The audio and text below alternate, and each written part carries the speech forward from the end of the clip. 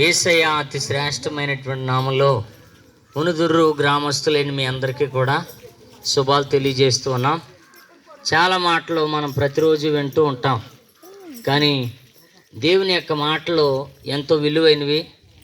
దేవుని మాటలు ప్రకటించడానికి మీ మధ్యలోనికి రావటం జరిగింది.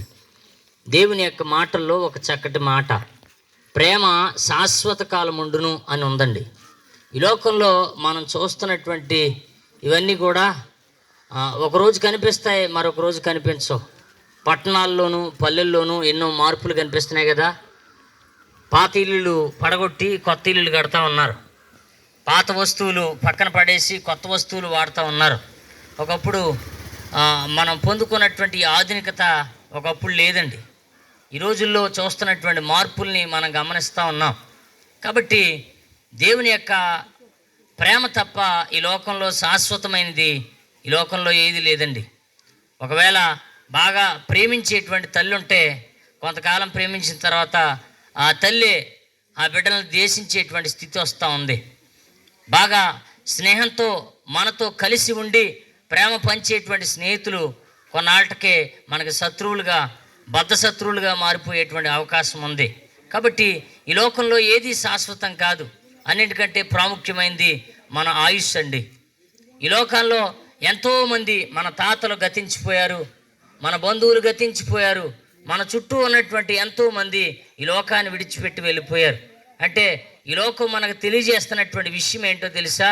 ఇది శాశ్వతమైనది కాదు, ఇది అశాశ్వతమైనది అని లోకం తెలియజేస్తూ ఉంది. కానీ దేవుని ప్రేమ ఏంటి శాశ్వత కాలం ఉంటుంది అని ఉంది అని అంటే ఒక గొప్ప విషయం. ఈ లోకాన్ని సృష్టించినటువంటి సృష్టికర్త అయినటువంటి దేవుడు ఒకరున్నారని సత్యం మనం గుర్తించాలండి. చాలాసార్లు ఈ లోకంలో మనం పుట్టాం, పెరిగాం, చనిపోయాం అనేటువంటి దాకానే మనం ఆలోచన చేస్తాం. కానీ ఈ లోకాన్ని సృష్టించినటువంటి సృష్టికర్త ఒక ఆయన ఉన్నాడు. ఆయన మనుషుల పట్ల శ్రద్ధ వహిస్తూ ఉన్నాడు. ఆయన మనుషుల్ని ప్రేమిస్తున్నాడు అనేటువంటి సత్యాన్ని చాలామంది గ్రహించలేకపోతా ఉన్నారు. ఒక ప్రశ్న వేస్తాను.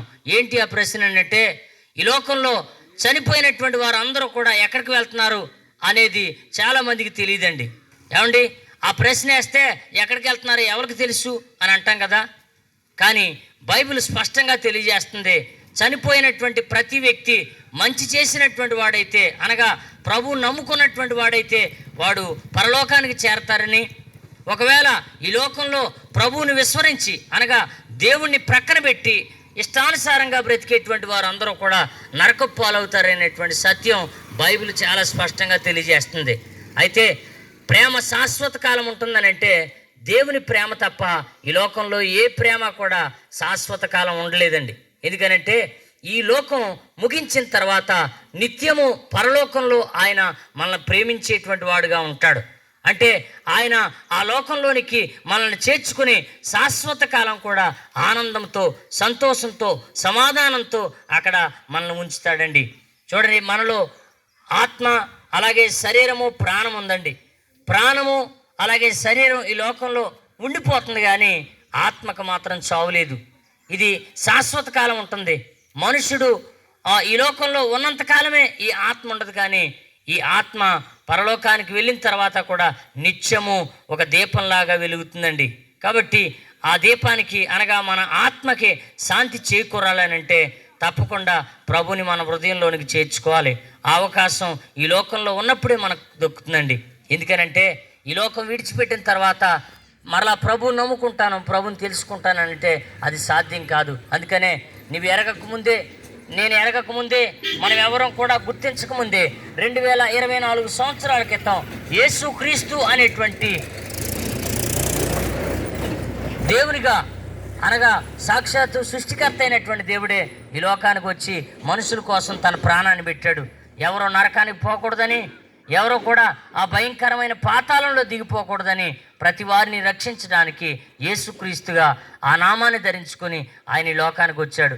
ఎందరైతే ఆయన నా కొరకు చనిపోయాడని, ఎవరైతే ఆయన నా కొరకు మరణించాడనేటువంటి సత్యాన్ని గుర్తించి వారి నోటితో ఒప్పుకొని ఆయన దేవుడని వాళ్ళ హృదయాల్లో విశ్వాసం ఉంచుతారో వారందరూ కూడా రక్షణ పొంది శాశ్వతమైనటువంటి ఆ ప్రేమను పొందుకుంటారు. అట్టి కృప దేవుడు మీకు అందరికీ దయచేయును గాక. ఆమేన్. ప్రార్థన చేసుకుందాం. ప్రేమగల తండ్రి, నీకే స్తుతులు వందనాలు చెల్లిస్తున్నాం నాయన. ఈ సమయంలో నాయన నీ సేవకుల ద్వారా ఈ ఉందూరు గ్రామం ప్రభు నడిపించి ఈ సువార్త ఎలుగురీతిగా ప్రకటించుకుని ఇచ్చిన తండ్రి, ధన్యతను బట్టి వందనాలు. అవును ప్రభా, అనేకమైన నీ గొప్ప మాటలు ప్రభా విన్నారు తండ్రి. ఇదిగో ప్రభా, విన్న మాటలో ప్రభా శాశ్వతంగా ప్రేమిస్తున్నావని, శాశ్వతమైన ప్రేమను చూపుతున్నావని ప్రభా మాటలు విన్నారు. అవును ప్రభా తండ్రి నాయన, తల్లిదండ్రుల ప్రేమ కొంతవరకే, అన్నదమ్ముల ప్రేమ కొంతవరకే, బంధుమిత్రుల ప్రేమ కొంతవరకే, శాశ్వతుడైన దేవుడు గనుక తండ్రి మమ్మల్ని శాశ్వతంగా ప్రేమిస్తున్నావు. అవును ప్రభా నాయన, ఆత్మ తండ్రి నాయన తండ్రి నువ్వు దయచేసిన దీపం కనుక ప్రభా దానికి మరణం లేదు నాయన ప్రభా. అవును ప్రభా నాయన, నిత్య నరకం నుంచి తప్పించేవాడు నీవేని, శాశ్వతుడైన దేవుడు అని ప్రభా. ఇదిగో నిన్ను నమ్ముట వల్ల ఆ శాశ్వతంలోనికి నాయన జీవంలోకి నడిపించగలదు అని ప్రభా. నాయన నిన్ను ఎరగక ప్రభా మేము తండ్రి నాయన ఈ లోకంలో మరణిస్తే అది నిత్య నరకమై నాయన ప్రభా మేము చీకటిలో ఉన్నవారికి ఉంటామని తండ్రి. అక్కడ ప్రభా ఏడ్పును పండ్లు కొరుకుట తప్ప వేదన తప్ప ఏమి ఉండదని నాయన, నిన్ను తెలుసుకొని నీ రాజ్యం తండ్రి నాయన నా ప్రభా తండ్రి తెలుసుకొని నీ రక్తంతో కడగబడి నీ అమూల్యమైన రక్షణ పొందితే ఈ భూమి మీద ప్రభా మేము నిత్య ఆనందము, సంతోషం, నెమ్మది నీ రక్షణలో ఉంది నాయన. అది తండ్రి శాశ్వత జీవం నాయన. ఎల్లప్పుడూ నీ ఎందుకు ఆనందించి సంతోషించి నీతో ఉండిలాగా నా తండ్రి మమ్మల్ని తండ్రి నీ రక్తంతో నాయన ప్రభా మమ్మల్ని విమోచించుటకు తండ్రి అట్టి గొప్ప దేవుడు అని ప్రభా నీ మాటలు చెప్పబడిన మాటలు ప్రతి ఒక్క హృదయం ఫలింపచేసి నూరంతలుగా ఫలింపచేసి వారిని నాయన నీ రాజ్యవరుస సిద్ధపరచని. ఇక్కడ తండ్రి ప్రభా తండ్రి ఏ భేదము లేదో అందరూ పాపం చేసి దేవుడు అనుగ్రహం పొందలేకపోతున్నారని తండ్రి. కులమత భేదాలు కాదు నేను ప్రభా, అందరూ తండ్రి ప్రభా మేమందరము తండ్రి నేను తెలుసుకున్నట్లు ఇక్కడ ప్రతి ఒక్కరు ప్రభా స్తోత్రం నాయన నిన్ను తెలుసుకున్నట్లుగా సహాయం అనుగ్రహించి ప్రతి ఒక్కరిలో ఈ మాట తండ్రి నాయన నూరింతలు ఫలింప చేయమని ఈ చిన్న ప్రార్థన పాదం చేర్చుకోమని యేసుక్రీస్తు నామములో అడిగి వేడుచున్నాం తండ్రి. ఆమేన్.